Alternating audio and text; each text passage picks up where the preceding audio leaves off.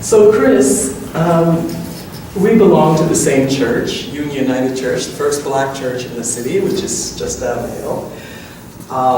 It was formed 108 years ago.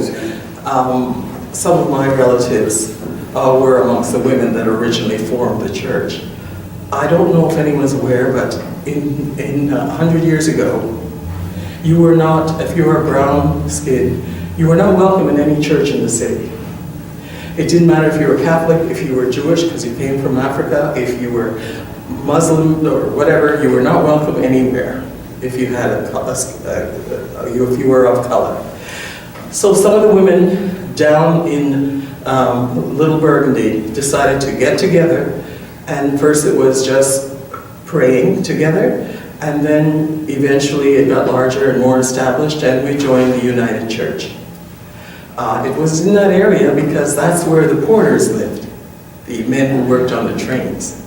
And so that's why our church was established down there. So Chris and I are members. Chris is on the Heritage Committee. Would you like to tell us a little bit about that, Chris? Well, the Heritage Committee is that we have events during the course of the year. Our first event for the year, it is a nostalgia food fair.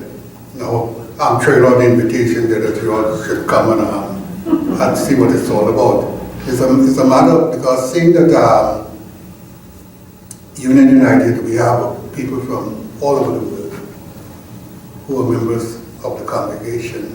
So therefore, for the nostalgia food fair, we have foods from different countries, right?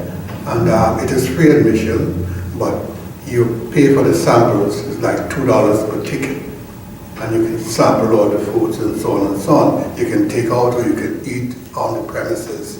So that is our first event, and it would be on the first Saturday in February, the opening of Black History Month. And every year it's around that same time. So I'm throwing out the invitation to each and every one of you to come in. It's Union United Church, which is down the street at the corner of DeLille and Atwater. 3007 DeLille. That's just behind the line of metro station, just in the back there.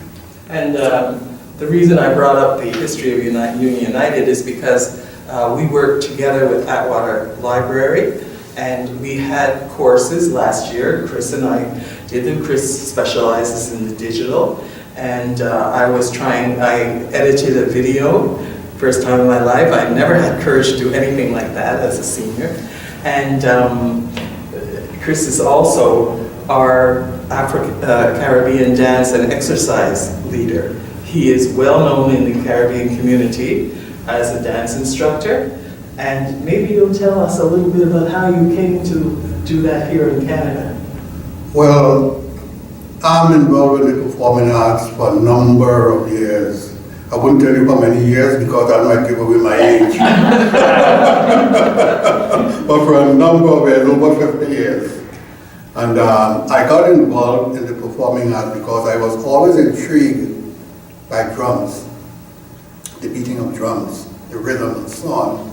And reading about other groups in other parts of the country, I decided that one evening I was walking down the street and I heard drums in the basement of a building. So I went down and I had a look. And I liked what I saw. And after the session, I asked the instructor if I can join. He said, well, sure, come next week Monday. That was a Monday evening. Come in next week Monday. So I did go the next Monday. And I started exercises, movements, and so on. It's the first time in my life I've been involved in the performing arts.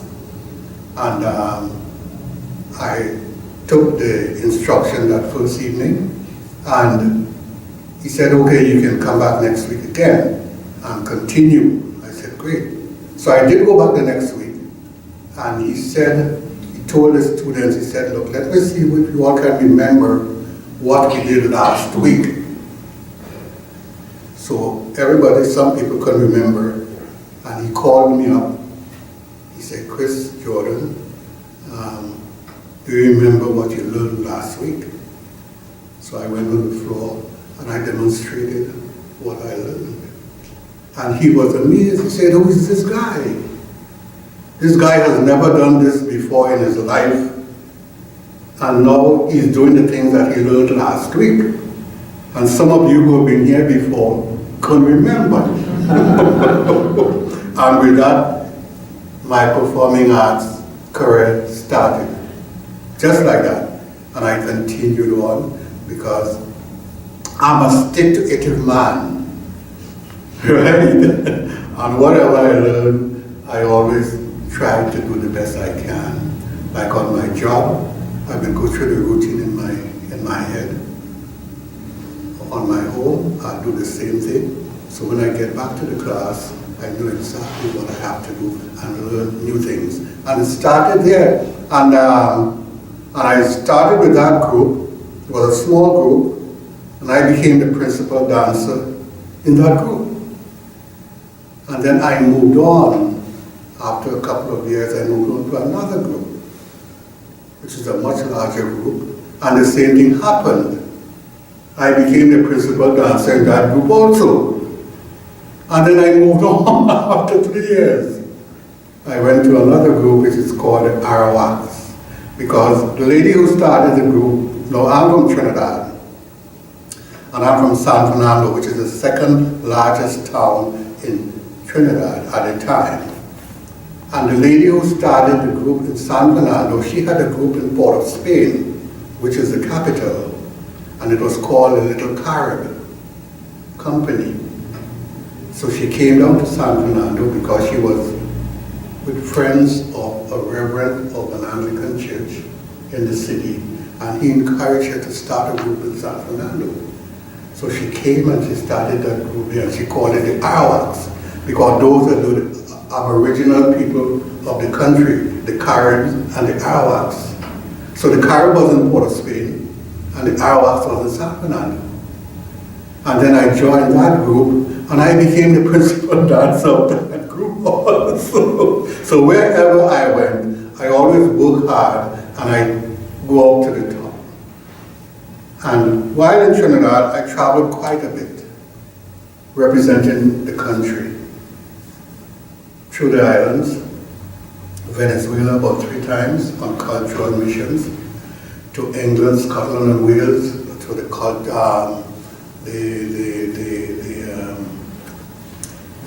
performing arts. That was the session they had in 1965. I was there. And then the biggest and the longest trip that I took was coming to Expo 67. And many of you can remember Expo 67, maybe some of you weren't born yet. But Expo 67, that was the longest trip that I took. We spent 7 months here.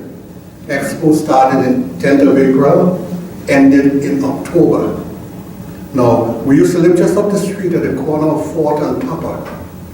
1255 4th Street, just up the street. And we lived there for 7 months in Canada. And performing at Expo every day, 3 shows during the week and 4 on the weekend at the Trinidad, Tobago and Grenada Pavilion. Now those of you who have visited Expo at that time will remember seeing the long lineup to get into the pavilion to see these shows because it was a hit. Everybody wanted to come to the Trinidad, Tobago and Grenada Pavilion to see these shows because with the rhythm, the music and all this sort of. And not only that, we had the steel band. And the steel band was on the lake in front of the pavilion. So as you come out the Expo Express, you look down, the steel band was on the lake on a stage performing. So that was the attraction. So people were very curious. So they keep coming, and some people keep coming back, and coming back. And we spent 6 months at Expo 67 performing. Not only in Montreal, but sometimes after our shows, we go to Ottawa to perform. We go to Quebec City to perform, New Brunswick to perform, and that is how we were.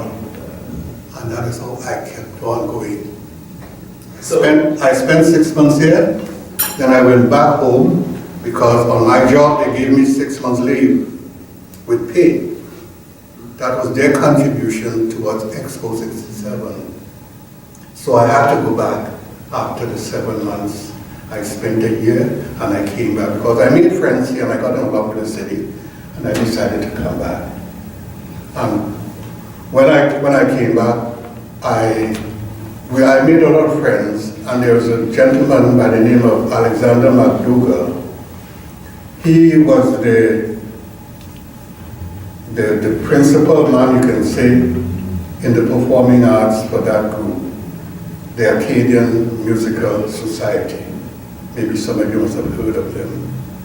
And when I came back, I got in touch with him and we kept on, and he said, well, look, I'm doing some shows and I would like you to perform in it. And I performed in Kismet, in Music Man, and My Fair Lady. 3 musicals we did, and I performed those. And then I kept on. After that, I took a break, and then I decided to teach. Because people was encouraging me. They said, you have so much knowledge, why don't you, teach Afro-Caribbean dance? I said, I will think about it. And eventually I thought of it, and I decided to start teaching. In that note, Chris, how do you feel? 2 questions. First, from those days when you were performing, did you have any music and things that you wanted to keep for archival for the future of young people in that? Did you do that at all when you were with the course last year? Did you use the course for seniors to maybe digitize some of your cassettes that you had from home? Yes, I did because all my music used to be on tapes, because that was a thing of the past, you could say. And I decided to come into the 21st century. So I changed them over to put them on CDs, so they'll be accessible to all these.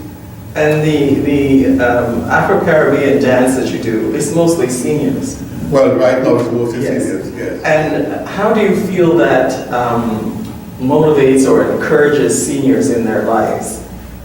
Do you feel that it has a positive influence in their lives, in their mindsets, in their mobility? Yeah, definitely, because most of them have never been involved in the performing arts. Now, I teach exercise and dance movements, not vigorous type of movements, I break it down to suit the individuals. So what is happening is that most of the people, they were never involved in the performing arts. Some of them must have seen the shows, and I decided, well, look, this is what I'm going to do. The music is infectious, and I'll teach you a few things. Do as much as you can, and as long as you can. So some of them decided to start to do this sort of thing. So this is where I'm at right now. And it's the second year, isn't it? It's my second year, and it's going quite well. And they're very enthusiastic, and they're learning pretty fast. And coming back to the Atwater Library, we're doing a project that's concerning downsizing, because many of us seniors, and even some of the young people too, because you change your lifestyle, maybe you change the environment where you are, maybe you go overseas to work. I know my son had a chance to work with Doctors Without Borders, and you have photos and things that you like to carry with you, keep with you, and as a memento sort of. And if it's on a CD format, it's easier to maintain and easier to carry. And I was very grateful for the opportunity the Atwater Library gave us as seniors, because there are a lot of photos and some music. My husband is from West Africa. He's an Igbo man. He's from Onisha, which is one of the 5 recognized monarchies on the continent of Africa. And they have age grade music, which is if you are, let's say you're from 50 to 53, you're in an age grade and you must belong to that age grade. It's like a social organization. And you have your own music, and that music is yours forever. And you're always known for that music. So when my husband came to Canada, he was, you know, and he's been here 50 years now, and he lately was saying, oh, my cassettes are getting old and I don't know what's gonna happen. No one's gonna have the music. So I spoke to Eric, and Eric facilitated the possibility to transpose the music to CDs. And my husband was so happy because it enhanced the music too. Not changed it, but just made it more, you know, more enjoyable to listen to. So the program, I think, is something that we can all, you know, get something good out of. And I hope that people will come to the Atwater Library or get in touch, and maybe you have photos or you have scrapbooking that you want to do. We're thinking of doing scrapbooking. And if you have your own ideas, you know, it's a place for us.